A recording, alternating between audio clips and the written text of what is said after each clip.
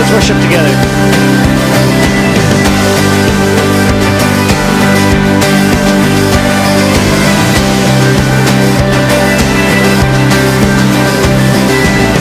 Who breaks the power of sin and darkness?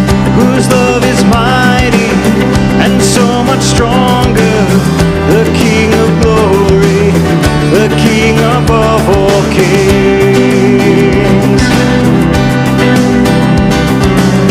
Who shakes the whole earth with holy thunder and leaves us breathless in awe and wonder? The King of glory, the King above all kings. This is amazing grace. This is unfailing love, that you would take my place, that you would bear my cross.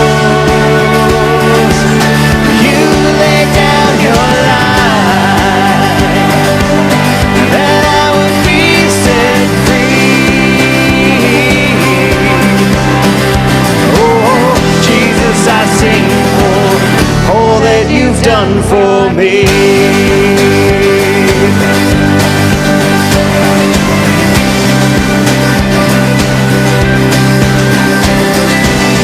Who brings our chaos back into order? Who makes the orphan a son and daughter? The King of glory, the King of glory, who rules the nations with truth and justice, shines like the sun in all of its brilliance. The King of glory, the King above all kings. This is amazing grace. This is unfailing love, that you would take my place, that you would bear my cross. You laid down your life, that I would be set free. Oh, Jesus, I sing for all that you've done for me. Worthy is the Lamb who was slain. Worthy is the King who conquered the grave. Worthy is the Lamb who was slain. Worthy is the King who conquered the grave. Worthy is the Lamb who was slain. Worthy is the King who conquered the grave. Worthy is the Lamb who was slain. Worthy, worthy, worthy. Oh, this is amazing grace. This is unfailing love, that you would take my place, that you would bear my cross. You laid down your life, that I would be set free. Oh, Jesus, I sing for all that you've done for me.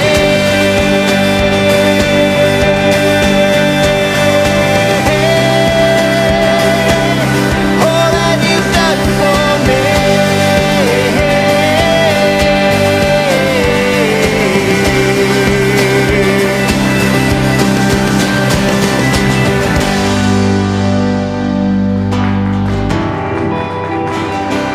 Amen.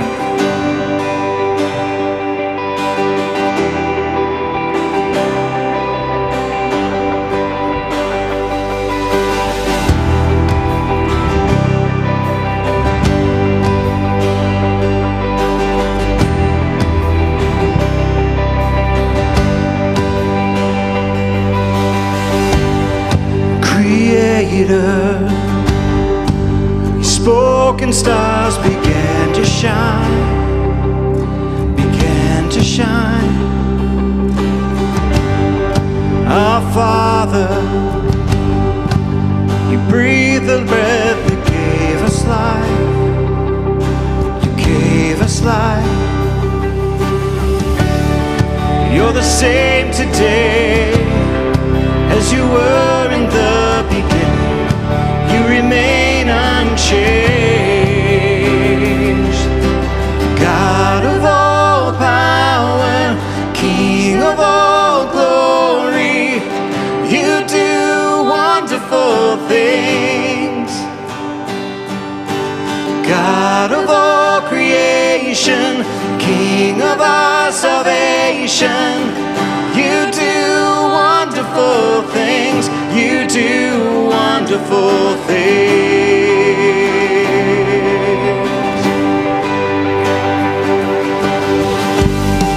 Redeemer,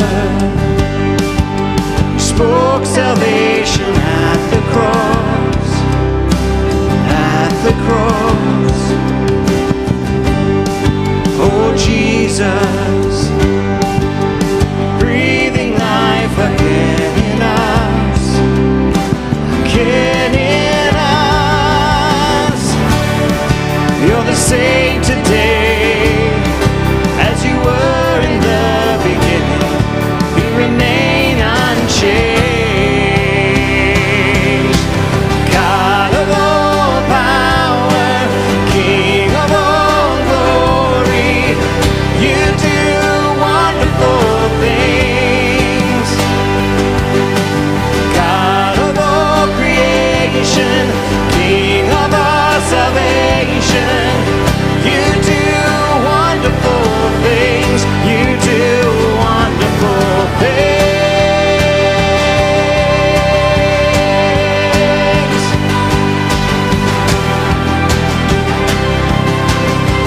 When you move in power, a miracle can happen. We believe you do wonderful things. You are here with us, and anything can happen. We believe you do wonderful things. When you move in power, a miracle can happen. We believe you do wonderful things. You are here with us. Anything can happen. We believe you do wonderful things. Oh, God of all power, King of all glory, you do wonderful things. God of all creation, King of our salvation, you do wonderful things. When you move in power, a miracle can happen. We believe you do wonderful things. You are here with us. Anything can happen. We believe you do wonderful things. We believe you do wonderful things. We believe you do wonderful things. Oh.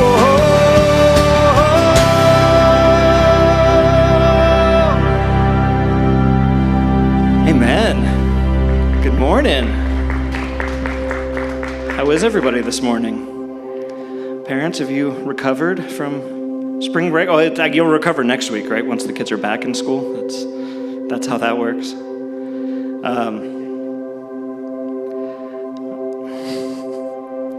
I just wanted to, well, first I want to address the elephant in the room. It's dark in here, we know. We're working on it. They're working on a circuit board to replace the lighting, so it will be brighter, I promise. We're getting there. Be a couple more weeks probably. I wanted to look at 1 Peter this morning. And right at the beginning, he kind of has a quick little intro. Hey, I'm Peter. Here's who I'm writing to. And then he says this. Blessed be the God and Father of our Lord Jesus Christ. According to his great mercy, he has caused us to be born again to a living hope. I just want to stop there for a second and ask, what is your hope in? Because I'll be honest, a lot of time my hope is in just getting to the next day or getting this task accomplished and done and out of the way, or this circumstance over with, or it's circumstantial. It's based on what's going on in my life. Maybe it's, if I can just get a better job, or, if I can just fix my relationship with my kids, and the truth is, there's only one place that we can put our hope that is alive, that's constantly changing, that's constantly refilling, that's constantly available, and that's Jesus. He goes on to say, to be born again into a living hope through the resurrection of Jesus Christ from the dead, to an inheritance that is imperishable, undefiled, and unfading, kept in heaven for you. Have you ever gotten that thing that your hope was in? And you're like, that was awesome for a week or a month or a year, but eventually it just kind of fades and it becomes normal, and now my hope is in something else, and there's the next thing and the next thing. And that's, I think, one of the beautiful things about a relationship with Jesus is that there's always more. There's always something more in that relationship that we can hope for. There's always the next thing, because there's always more of him. We never fully get it. And that's where that hope is so incredible, because it just keeps expanding. As we understand him more, we understand more of what we can hope in. Let's just close our eyes, and we're just going to pray this morning and invite him in and just refocus. Jesus, we thank you for who you are. We thank you for what you did for us. We thank you that we have hope in you. As discouraging as this life can be sometimes, there's something that never changes, and that's you. We hope in you. We give all of our circumstances over to you, God. This morning, we just let it all go. Set it down. Invite you into it all. Whatever it is you want to do with it, we just invite you to be a part, to be it all.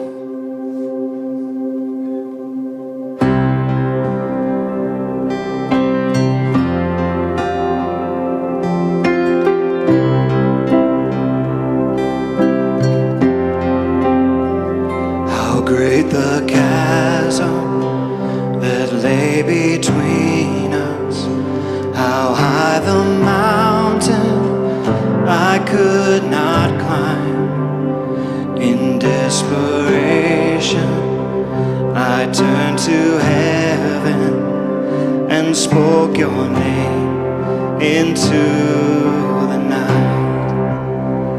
Then through the darkness, your loving kindness tore through the shadows of my soul. The work is finished, the end is written. Jesus Christ, my living hope.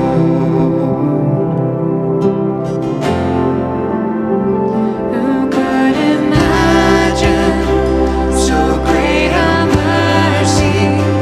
What heart could fathom such boundless grace? The God of ages stepped down from glory to wear my sin.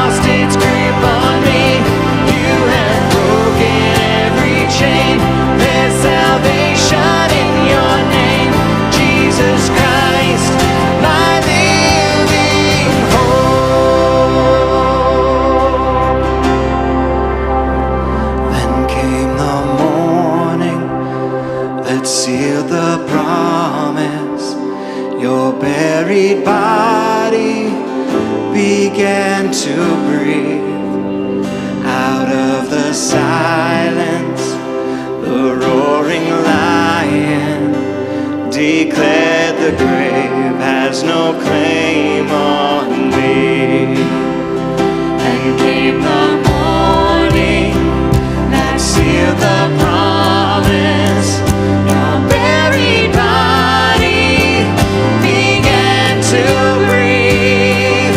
Out of the silence, the roaring lion declared the grave has no claim on me. Jesus, yours is the victory. Hallelujah. Praise the one who set me free. Hallelujah. Death has lost its grip on me. You have broken every chain. There's salvation in your name, Jesus Christ, my living hope. Hallelujah. Praise the one who set me free. Hallelujah. Death has lost its grip on me. You have broken every chain. There's salvation in your name, Jesus Christ, my living hope.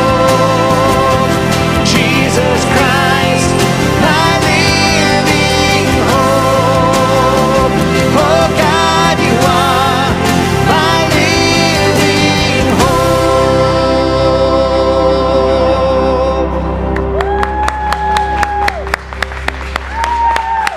Woo! Hey, good morning. Go ahead and stay standing here for just a minute. Just want to say welcome. Really glad you are here. It's a fun time to get to be together, to be reminded of this incredible God who is our living hope, but also that He made some pretty incredible people. And a bunch of them are in this room. So you should just find them and say hi to some people in that process. You guys, 60 seconds, say hello to some folks, and have a great morning.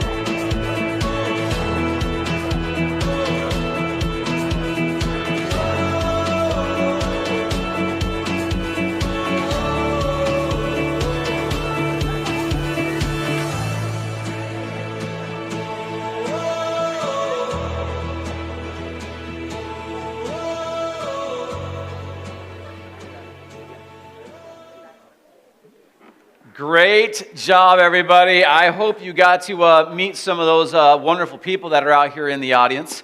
And we have just a couple things to let you know that are going on around Bayside as you settle back down. But the first and maybe one of the most important is where the restrooms are. And so if you go out these back doors here and you swing a right, you'll find the men's and the women's. Just make sure you stop when you're in the restroom. If you keep going straight, you'll go right out the other side of those bathrooms and come out the wrong side of the campus. So if you get turned around in there and you suddenly find yourself in a weird courtyard you don't recognize, just turn back around, do a 180 and come on through. I think it's an awesome system, but it fascinates me.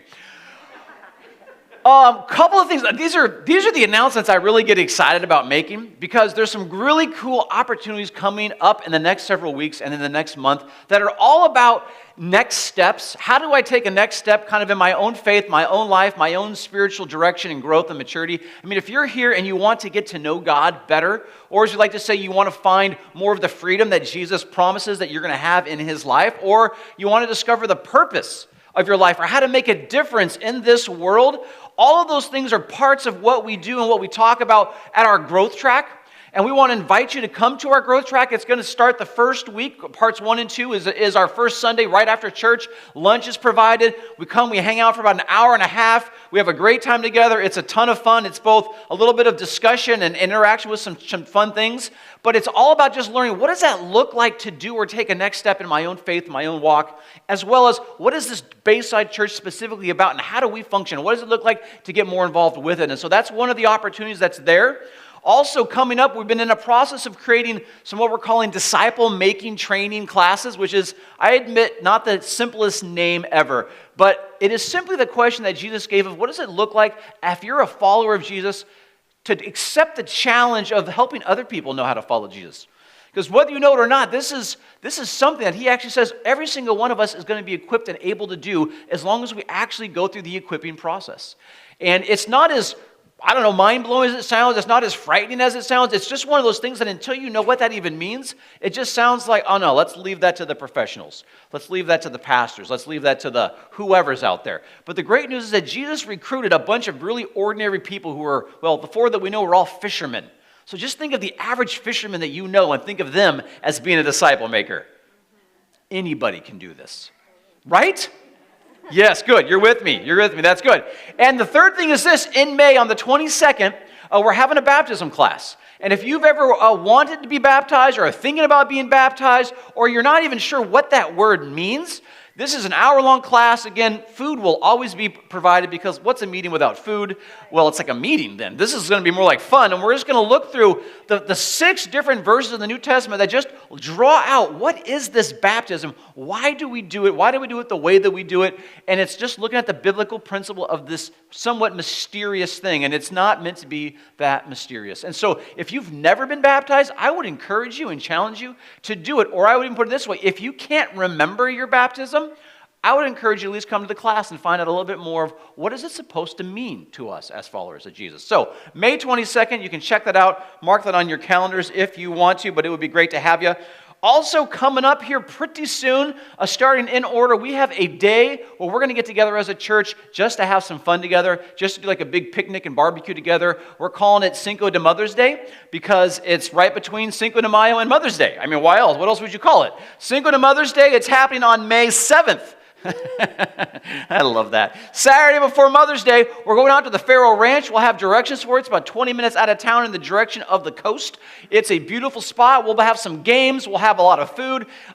Rich is going to provide all the hamburgers and hot dogs, but you can bring your own meat if you don't want one of those. Bring a side dish to share. It's old-fashioned. Get together, potluck with your family, your friends, and have some fun. We'll do some games, things for the kids and for the adults. It's going to be good. Really, really good. We're going to have popsicles so cold that they stick to your tongue and you can't get them off. It's going to be great.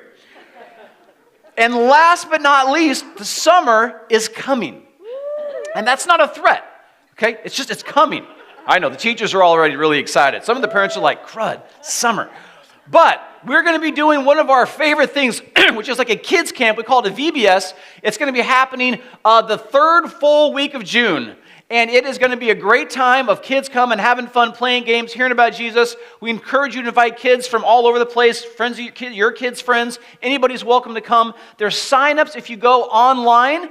If you just scan that little thing, you go right to our tree. You can see where you can sign up for VBS and you can sign up for your kids. Or if you are interested in helping out in any capacity, you like working with kids, you like doing crafts, you like doing games, you want to do lessons, you like any of that kind of stuff, you want to do music, awesome. Click through there. Also, if you don't like kids at all, but you like organizing things, also, you can be extremely helpful. We would love to have your help. Again, click through there, scan that code. If you know Katrina, you can talk to her. If you have kids, you'll meet her in one of the classrooms.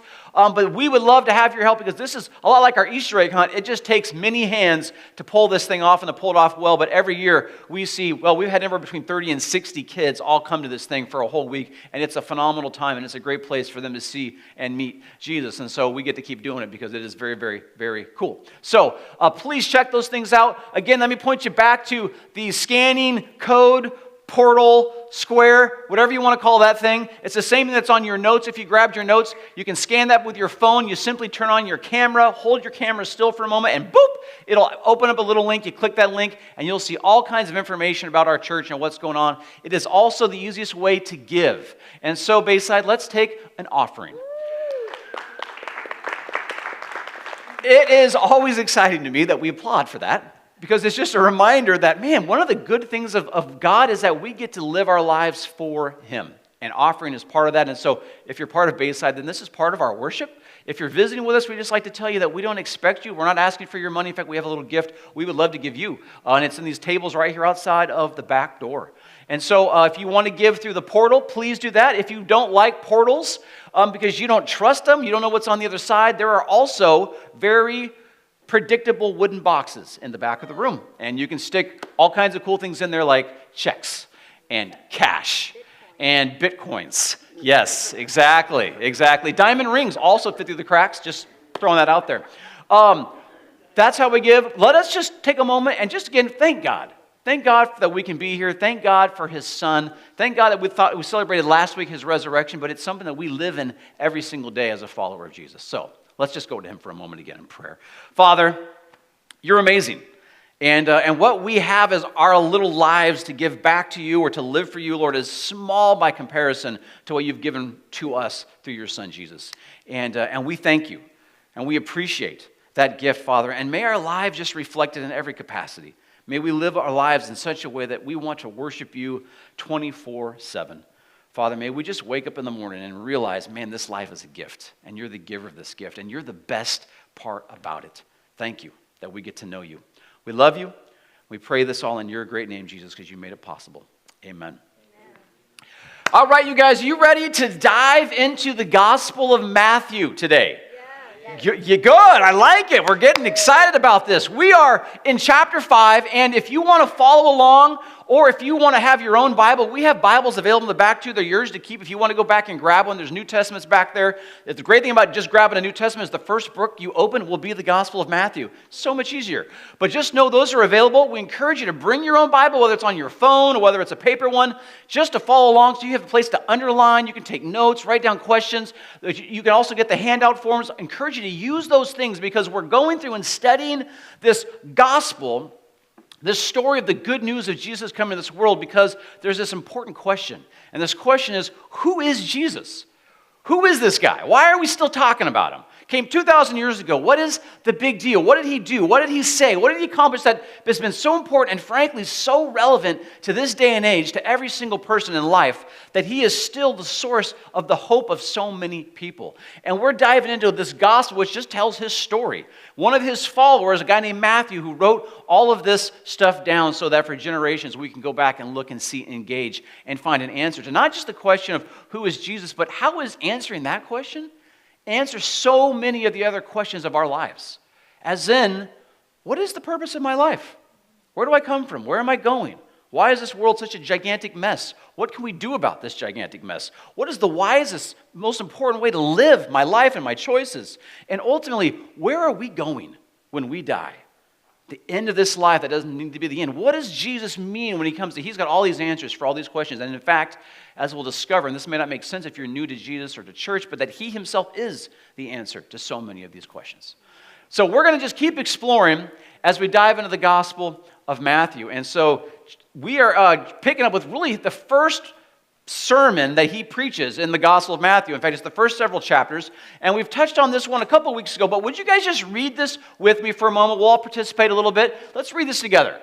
God blesses those who are poor and realize their need for him, for the kingdom of heaven is theirs. Now, I keep going to read through these as we build through all the Beatitudes, about 8 of them. We're just going to keep reading them together. I hope as you listen, as you underline your Bible, these things just start to stick a little bit of, and I hope there's clarity that comes, like, what he means by this. But we talked about this a couple weeks ago, so I won't go too deep, but he's just pointing out, man, there is a blessing in your life when you come to grips with realizing God is actually the answer of what I'm looking for. And I don't have anything to bring God. I don't have any negotiation with God. I'm spiritually bankrupt. I need a new relationship with God, and there's nothing I have to offer God, but he doesn't care. He wants me for me. That's what that means, is he wants me for me, and he wants me to want him for him. To want God just because I want to get God, not because I'm trying to just get things from God. And so Jesus says, man, blessed or happy is the person who gets that. And then last week, we just started on this one. God blesses those who mourn, for they will be comforted. So read this one aloud with me again as well. God blesses those who mourn, for they will be comforted. Now, I like the picture of this at Easter as we just look at the fact that Jesus himself knew that he was going to be crucified. He went through a process of even mourning the realization of that, in a sense, in the garden, of the anxiety of knowing the torture he was going to go through. But he also knows the comfort of the other side of that. This whole thing leads with the resurrection. But it isn't entirely or the whole of what he means by this. He is also just proclaiming something that is also true, or you might say is also a matter of wisdom in life. To understand that this is a little bit of just how life works when we embrace certain things and come to grips with certain things, that sometimes mourning is required for us as people to grow. I'm going to let another passage in the Old Testament kind of elaborate on this. I think this is great. I used to like to read this one to my children because, I'm a demented father, and I think this is really important for kids to know. Sorrow is better than laughter, for by sadness of face the heart is made glad. The heart of the wise is in the house of mourning, but the heart of fools is in the house of mirth. So here's the question. Which house are you in right now? Now here's the thing. Solomon, who's writing this, and this is literally one of the wisdom books, he's not saying, never go to the house of mirth, those fools over there. He's not saying like all the happy people are hiding out at funerals. Like that doesn't make any sense. Like that's just weird. Jesus isn't saying that either of like, hey guys, you should be sad all the time. Like that's not the moral of the story here. What he's pointing out here is this. When we live our life and we're going to the parties, and life is a party, life is a celebration, it's good times, things are going our way, we've got a lot to enjoy, we are not necessarily learning or growing or maturing as people. We're just enjoying. And when things are good and when things are fun and when things are great, we're very content with things staying exactly as they are. Why would I want good times to change? Why would I want a party to come to an end? Right? I don't want those things to stop. I don't want an awesome stage in my life to come to completion. I want it just to keep on going. And both Solomon and Jesus are saying here, but there is a point where it is necessary for us to come to grips with the hard realities of life. Whether that's the mourning of literally the idea of facing death, or whether that is just the disappointments that come, the failures, right? The things that fell apart, that didn't work out, the jobs that we lost, the relationships that we lost, right? The disappointment of just not getting something we wanted, right? Whatever it might be, that there are the hard things that disappoint us, that make us sad, that make us frustrated, that make us angry. And they're both saying these things are necessary for us as human beings to grow out of our foolishness and into wisdom. And all wisdom is the ability to live and to walk around and to understand just how life works. To understand how to make the most or the best use of this life. It's to make decisions today that are going to lead to the best possible future for us tomorrow. And in fact, your day today and what kind of day and life you have is built by your decisions that you made yesterday and last week and the month before. And so there's this just simple cause and effect dynamic and this recognition that, man, us as human beings, we have to have this in our lives. Now, you and I all know this. If you've lived for very long or if you've ever been to the movies, you've seen this on display. If you've ever watched a romantic comedy, who's ever watched a romantic comedy? They're all the same. I mean, that in a positive sense. There's a story arc that they follow, right? Because you start a romantic comedy, right? And you got to start with the introduction of the characters who are fun or quirky or silly or whatever, hopefully, because it's a comedy, right? But they're funny and they come together and something good happens as they come together or there's a funny journey in them coming together. But then invariably you get to the middle of the story, right? And it gets all dramatic, right? Dramatic stuff goes on. Right, which I always thought was confusing because it's a romantic comedy, not a romantic dramedy, right? But it's never that way. It's always got drama in the middle. Why? Because the relationship has to fall apart. Somebody had to lie. Somebody had a skeleton in their closet. Some interloper got involved. Like something creates chaos that makes it look like this relationship isn't going to work. It's going to fall apart. Nothing's going to be good. And in that process, the characters grow. They become more honest. They realize the error of their ways. They realize that they didn't have it all figured out. Like something happens to them where on the other side, the story comes back together. They meet up together. They've grown. They've improved. And now they're finally ready to be together as a couple and live happily ever after, maybe. But they couldn't do any of that without going through the mourning period. And if you don't like romantic comedies, I don't blame you. Okay, think better than that. Think epic stories. Think Star Wars. Greatest movies of all time. Think the best of them all, Empire Strikes Back. right? Luke, the farm boy, is now leader in this rebellion, right? But he's got this calling to go be a Jedi. He has to go learn how to be that. He meets this Yoda character. Everything's going great. He's learning how to do this thing, and all of a sudden he has this dream that his friends are in trouble. He's got to go rescue them, but what he doesn't know is that it's a trap. And when he gets there, he gets confronted by the evil Darth Vader, who chops off his hand and gives him the worst news ever. I am your father. And I just cut off your hand, and I'm the worst person in the world, literally in the galaxy. Your father is the most horrible human being in the galaxy. That is like a really bad day. And the movie ends, right? Luke's hand's cut off, Han Solo's frozen in carbonite. We're all like, oh man, what's going to happen? And it's not till the next movie when you realize all of this is to help them grow into the heroes that they're supposed to become. But they have to pass through this mourning, these hardships, these trials, these sorrows, to actually get there, because it is necessary as human beings for us to pass through sorrow. It's necessary for us to pass through mourning to grow. And so here's the problem with this. The biggest problem is that as people, one, we all start not wise, we all start not mature. Like as children, we don't have that built into us. We have to learn that as we go. But then we also face this significant natural problem, which is as people, it's natural for all of us to resist pain and avoid processing it.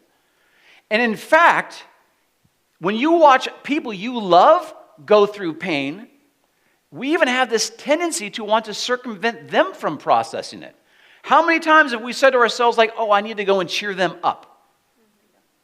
Right? Because you don't want to see people in pain. I mean, you're not supposed to want to. But that's our tendency. It's like, no, we don't want them to be sad. No, we don't want them to be upset. No, we don't want them to be hurt. But sometimes we have to be for us to grow. Sometimes our children have to be for them to grow.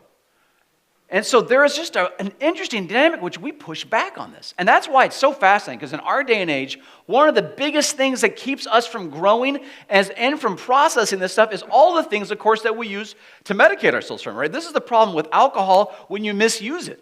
Especially when you start it young as like a teenager. And you don't know what to do with all the feelings. It can always start as fun as a party, but then it becomes the what? How I make myself just feel better or stop feeling. Or it becomes marijuana that even though it's legalized, especially when you start it when you're young, all it does is take away your ability to process the pain, to process the mourning, to process the sorrow.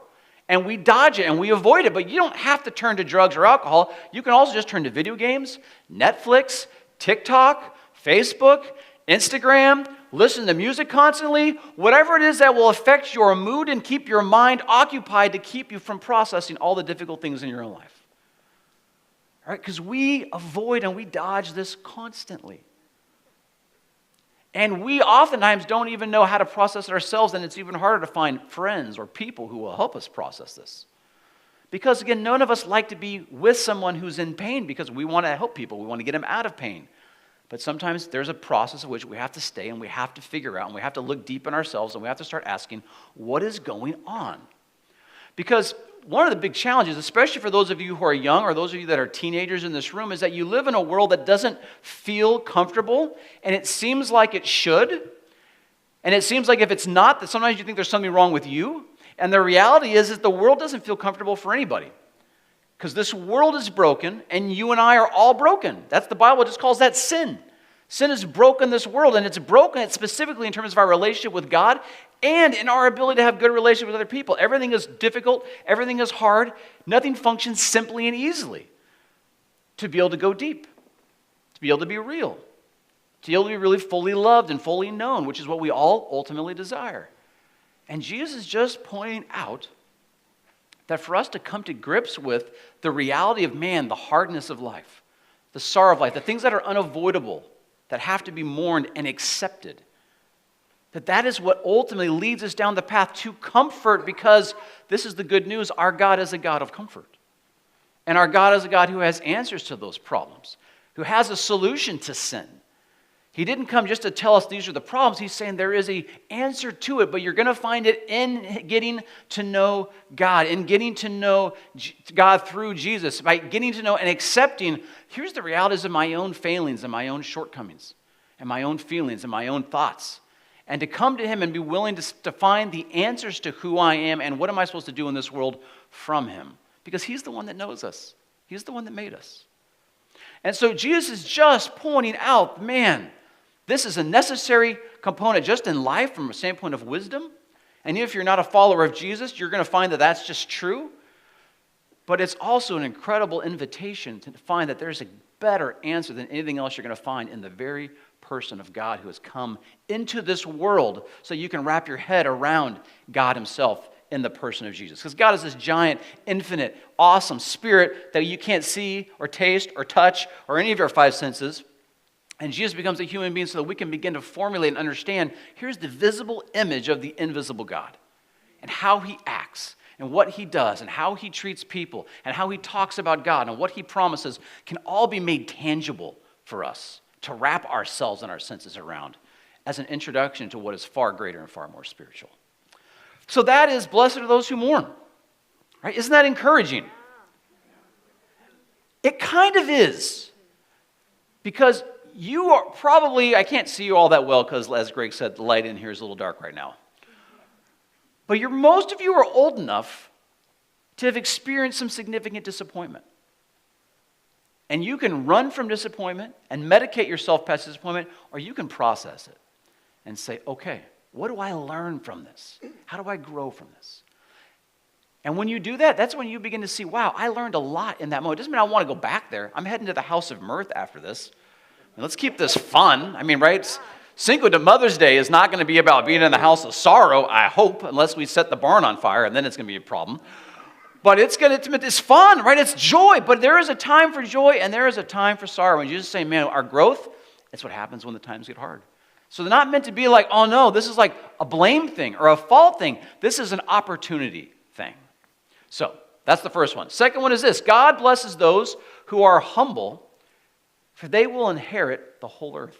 I think this is a cool one again, and it's one that every once in a while this one pops up in pop culture. Now, depending on your translation, I'm using the New Living Translation of the Bible, but often this one will read, blessed are those who are meek, for they will inherit the earth. And sometimes this is probably the most derided one. This is the one joked about the most, where you're like, right, Jesus, meek people inherit the earth. Like, what does that even mean? Like, meek people sounds like people who are just prepared to get walked all over kind of a thing.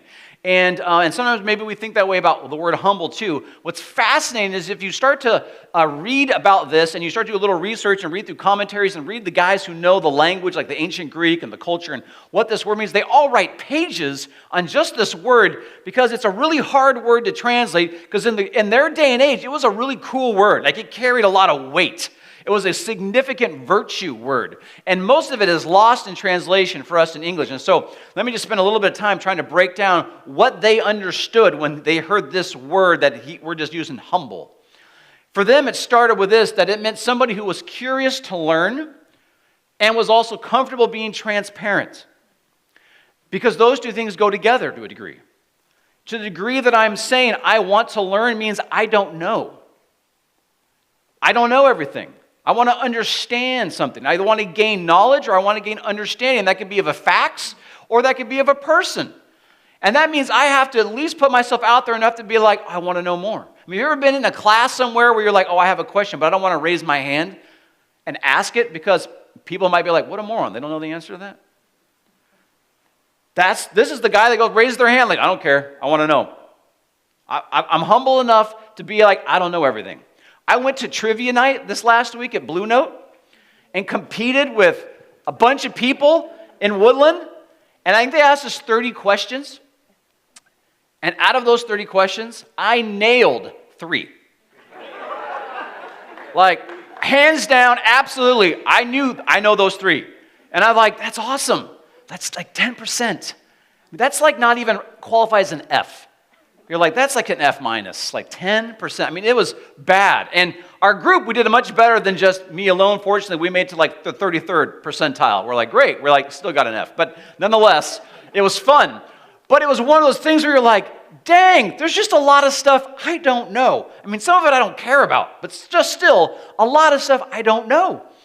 And there's a lot of life that begins when we look around and go like, you know what, I don't know all the answers. And that is important on so many levels.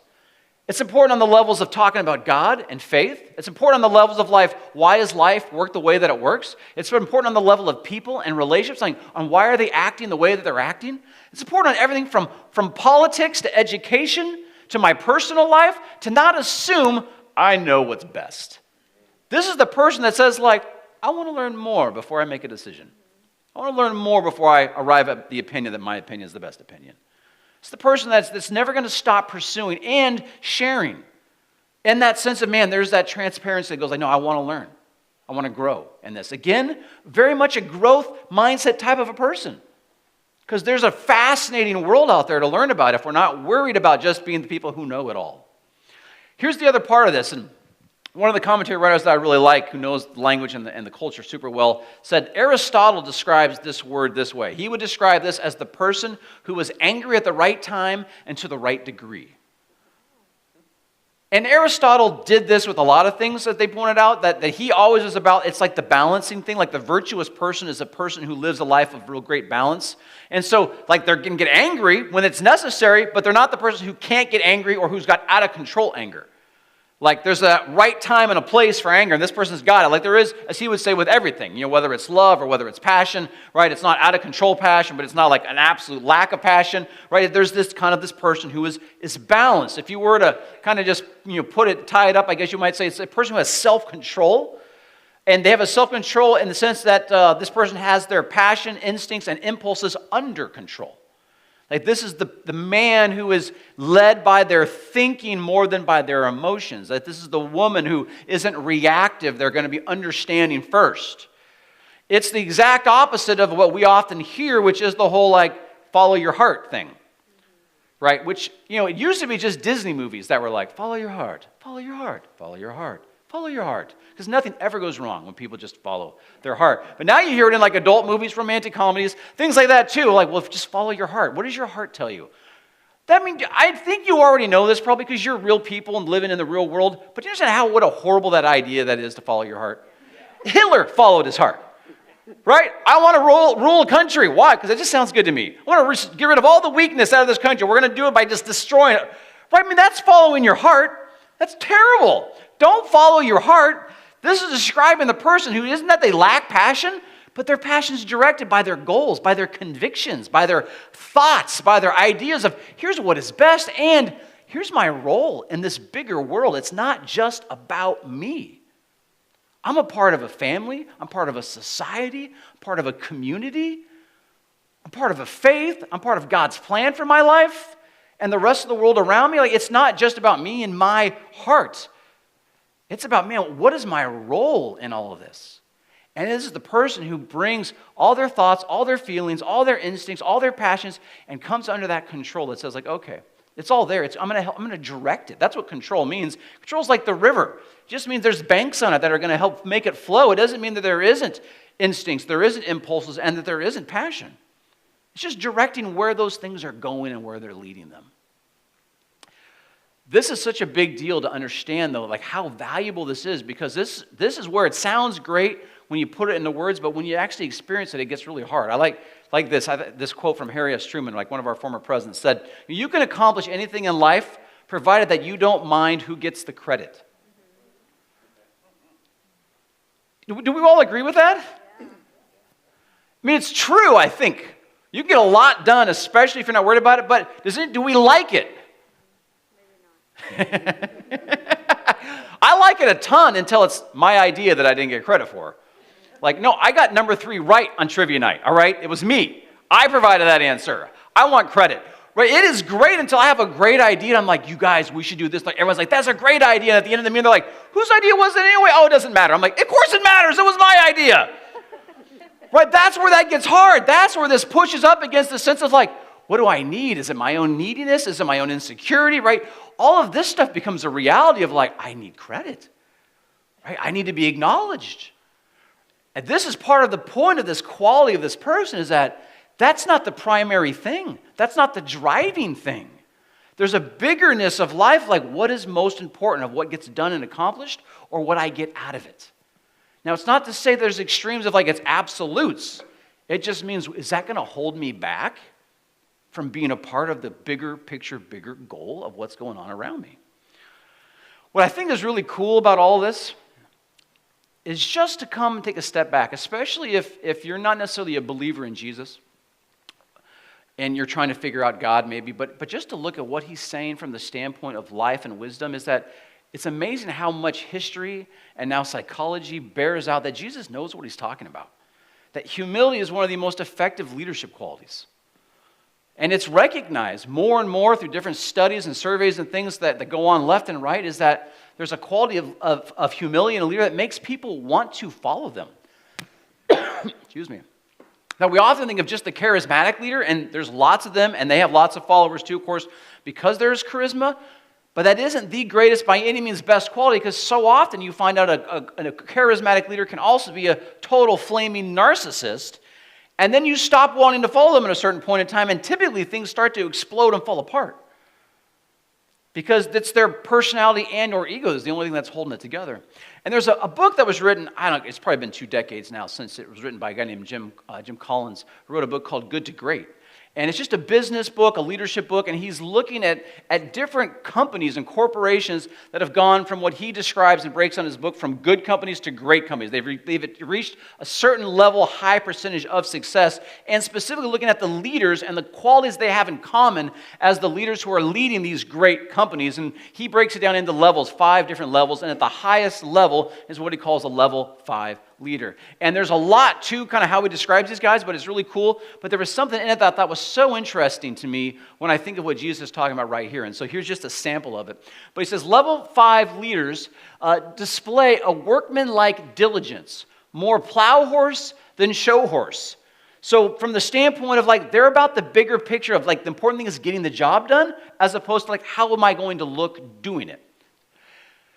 Level 5 leaders look out the window to attribute success to factors other than themselves. So he means they look out the window as opposed to look in the mirror.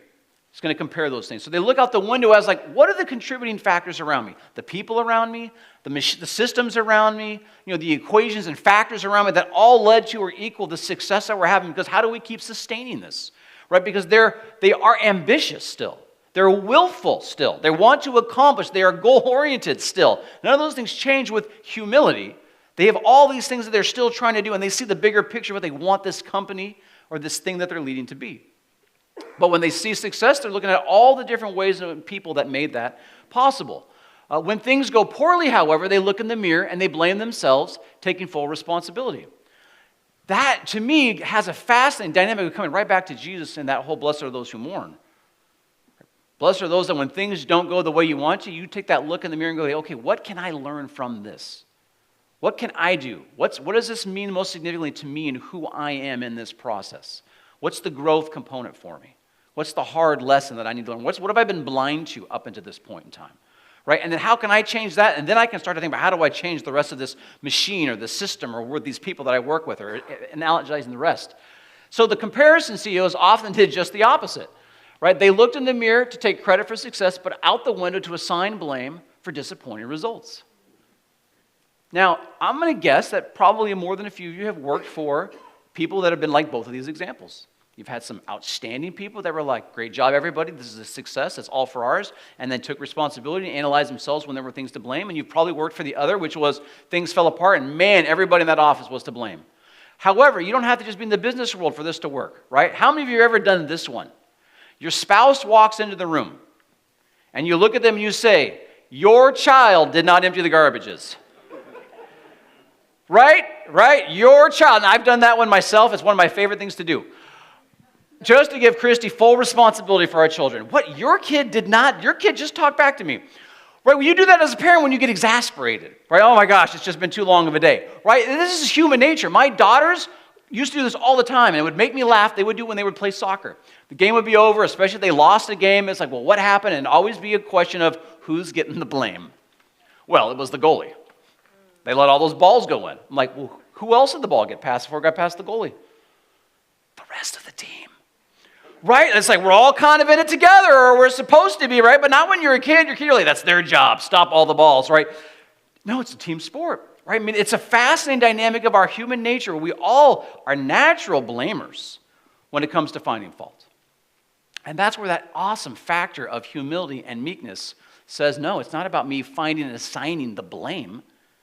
It's about me having that humility to say, like, okay, what did I do to contribute? I got to start with me in that regard.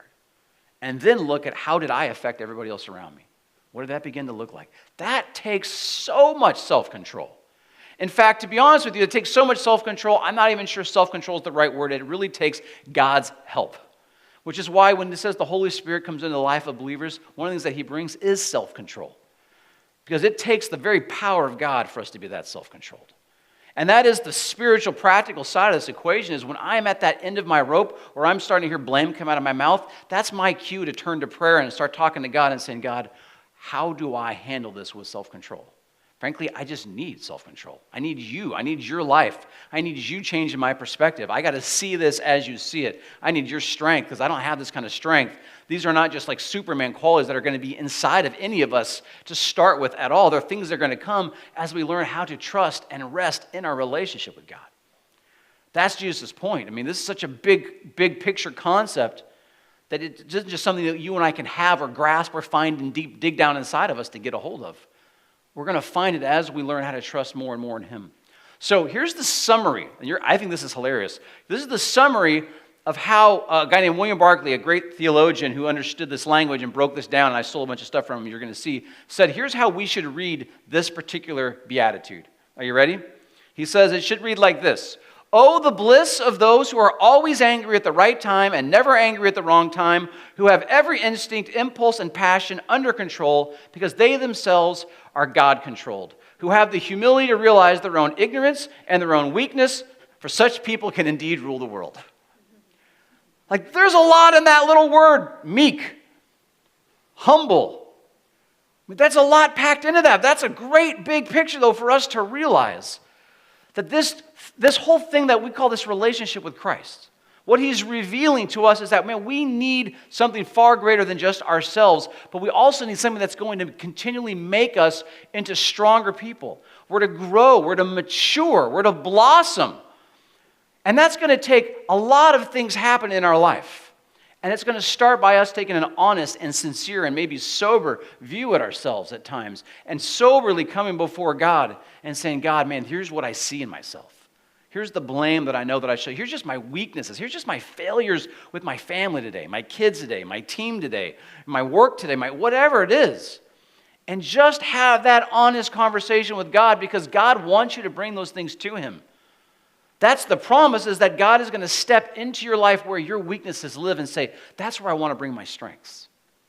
Because the idea of growth can happen in one of two ways, especially when we start talking about this in church. And I heard Timothy Keller, who's one of my favorite pastors and preachers, describe that the growth that Jesus is always talking about is meant to be an organic kind of a growth. And oftentimes, when we misunderstand Jesus and we make it into a kind of much more of a religious growth, a ritual growth, a tradition growth, it becomes kind of a mechanical growth. It's sort of like this difference. It's the difference between a growing pile of bricks or a growing body. And if you think about a growing pile of bricks, right, it grows because you just keep stacking bricks on top of it, right? You can get a giant pile of bricks. As long as you just keep piling bricks on top of it, it's really cool. You can make a really big pile of bricks. If you organize them, you can call it like the Opera House, right? But it's still a big pile of bricks. And the thing about bricks, of course, is they're strong, but they're heavy, as opposed to a body which grows by producing cells, right? It builds off of cells.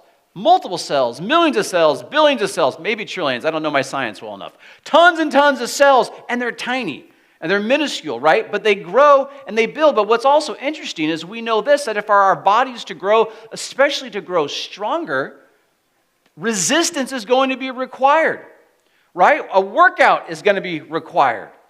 Some kind of difficulty, weightlifting could be required, right? It's one of those fascinating things. I remember when I was in college, I decided I was going to become a lifeguard, and so I took a lifeguarding course for one semester. And so they teach you all the first aid stuff and the medical stuff, which is all kind of the fun part. And then you have to do all these physical exercises of swimming back and forth to make sure you're strong enough. And one of the final exercises you had to do was you had to tread water holding a brick out of the water for a minute.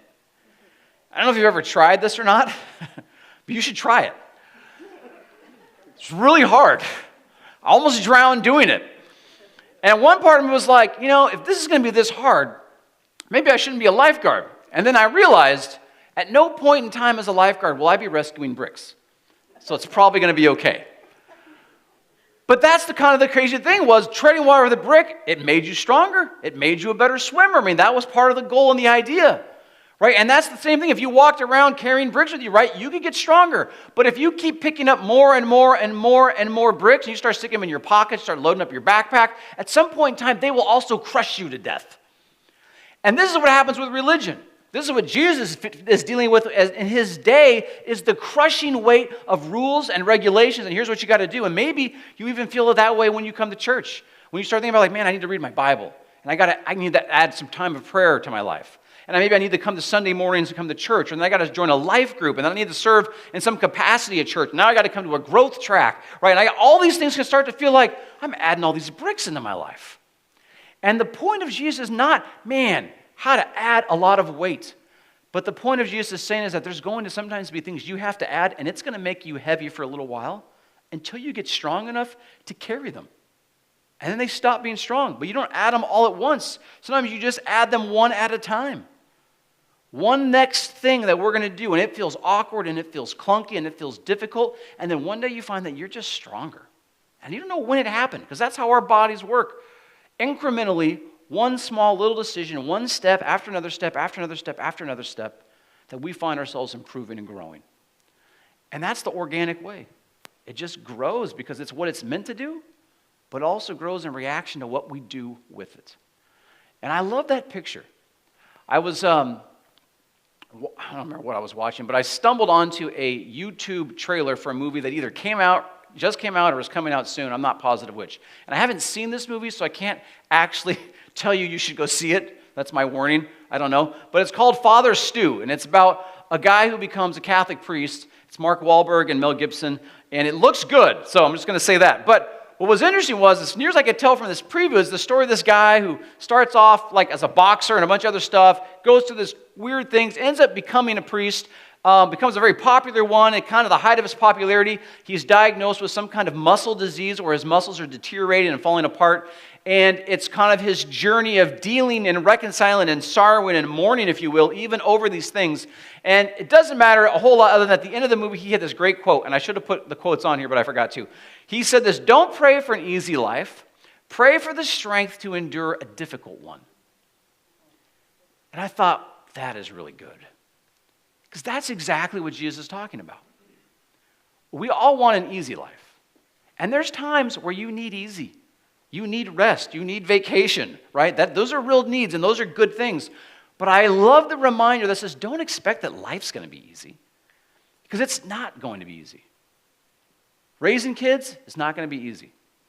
Marriage, not going to be easy. Going to work every day, probably not going to be easy. Staying healthy, not going to be easy. Right? Nothing good and worthwhile is going to just be easy forever. To have the mindset and to be armed with the mindset that says it's okay that things are difficult. Difficult doesn't mean I'm failing. Difficult doesn't mean God's punishing me. Difficult doesn't mean anything's broken. What Jesus is saying to us is simply this: seek the strength. Acknowledge what you need to God. Keep working through and addressing and dealing and thinking and processing what is making it hard for you right now. And bring it to Him. But don't bring it only to Him, because that's the point of the church, is that we are all living a difficult life together, in a difficult world together, engaging in ministering to a difficult world at the same time. Because all of it is just difficult, but the great news is we have a God who is entirely capable of all of the difficulties of this world and overcoming them. And that's His word for us, is persevere and overcome. Persevere and overcome. That's what you and I are meant to do. So, just as a challenge from Father Stu, whoever he actually was, what if you didn't pray for an easy life this week? Or, as my family likes to pray, for a good day. You ever pray for a good day? We do it all the time without thinking or defining what we mean by that. But what if we literally just prayed, God, give me the strength to endure what's going to come my way this day? Give me the strength to understand it. Give me the strength to accept it. Give me the strength to love through it. Give me the strength to want your will to be done over my will to be done today. But to see life as a competition of strength that, frankly, only God can provide. And to let that be what leads us to be people who are humble, to be people that are willing to mourn, but also people that are going to be comforted, and people who are going to reign and rule in this world. Because God has got big plans for every single one of us to change and influence and affect the lives of those around us, because we're doing it all the time. It's just the question to what degree and in what way. And Jesus has got some incredible ways that he's going to continue to show us as we follow him. So let's pray as we close. And let me again just invite you, pray and ask God for that strength to endure, that strength to understand the difficulties around us. Father, you are amazing. And even as we hear what has all the feelings of difficulty and things that we don't necessarily like, sorrow, grief, and mourning, Father, I thank you that your point is that you don't want our lives to end there. You don't even necessarily want them to linger there. That there are something in every difficulties that we face that you want us to come out the other side saying, man, I found joy. I found peace. I found God's acceptance. I found patience. I found forgiveness. I found freedom. I found purpose that continues to drive and push me forward. Father, you know every single one of the hearts here, and you know our habits. You know the ways that we resist without even thinking we're resisting. You know the ways that we push back without even thinking we're pushing back on this. You know all the ways that we distract ourselves, all the ways we entertain ourselves, all the ways that we tune out the pain and the challenges and the difficulties when we just don't want to hear it. Father, just give us the clarity in our minds to know and understand what we're doing. And give us the courage, give us the conviction to face it and acknowledge it, and then to bring it directly to you. To maybe bring it directly to another Christian friend, to ask for prayer, to ask for support, to ask for help, just to have the right heart and mind that says, I know these difficulties are mine, but I need help carrying them. God, give us that humility. Humility to do this life together as your church and as your people. To do it together with one another. But Father, that we get to do it together with you, because it's your Holy Spirit that's living inside of us. It's your Holy Spirit that's bringing your very presence inside of us. And we need you. And we want you. And we just ask, God, that you would continue to fill us with that presence. And that our minds and our hearts would be fully committed to you. Not just because we want what you have, but because we want you. It's amazing to me, Lord, that you want us. But thank you. Work in our hearts that we would want you wholly and completely too. That we would have your strength to endure everything this life throws at us. It's in your great name we pray this, Jesus. Amen. Why don't you guys stand up with us and let's close.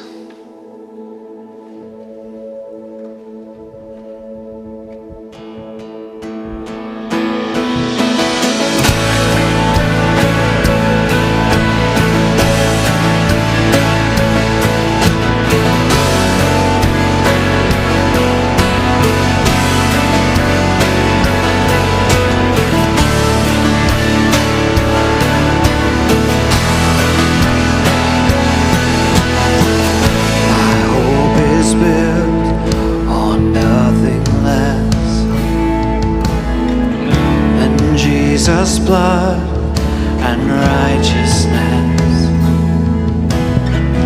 I dare not trust the sweetest frame, but wholly trust in Jesus' name.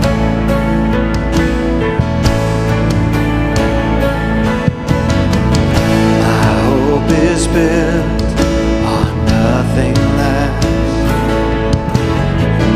than Jesus' blood and righteousness. I dare not trust the sweetest frame,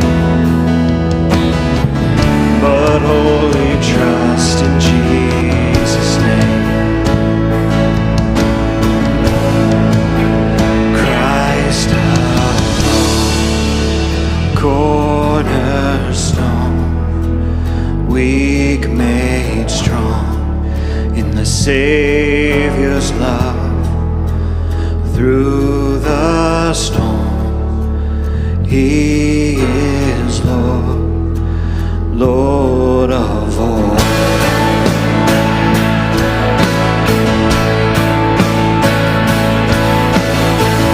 When darkness seems to hide His face, I rest on His unchanging grace. In every high and stormy gale, my anchor holds within the veil. Oh, my anchor holds within the veil. Christ alone, cornerstone, weak made strong in the Savior's love. Through the storm, He is Lord, Lord of all,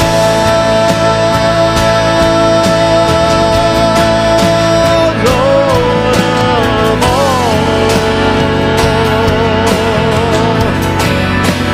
Lord of all.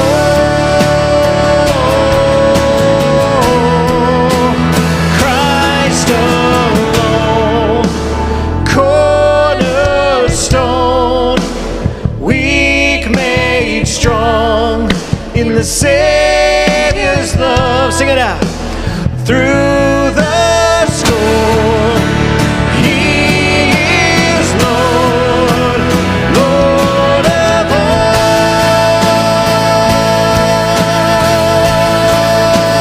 Christ alone, cornerstone, weak made strong in the Savior's love. Through the storm, He is Lord, Lord of all.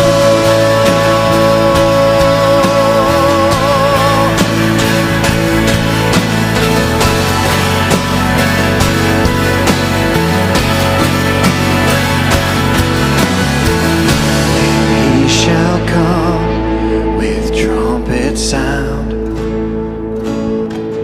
Oh, may I then in Him be found, dressed in His righteousness alone, faultless to stand before the throne. Yeah. That's a great song to be reminded of, that you are going to stand faultless before the throne of God. Did you know that? Can you imagine how blind God would have to be for you and I to stand there faultlessly? Like, that's ridiculous. Absolutely ridiculous. But that's the cool thing. That's what Jesus accomplished. That's the whole point of His death, is that He now washes us clean through His blood. Then when God looks at you, He's just like, whoa, Bob, turn it down. You're too bright. You're glowing there, buddy. You're so clean. Not just Bob, everybody. Like, it's amazing. Like, that is such a, that's why we keep worshiping. And I hope that is just a reminder of giving you a hope, because as we said, life isn't going to be easy, but look how far God's already gone.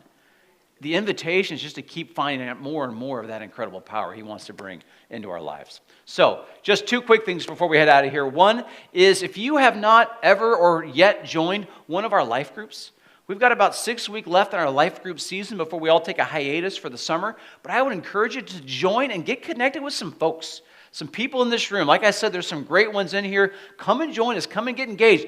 Get together with some other people. Figure out what these next steps would look like for you in your own faith and your walk, because we all need that kind of encouragement.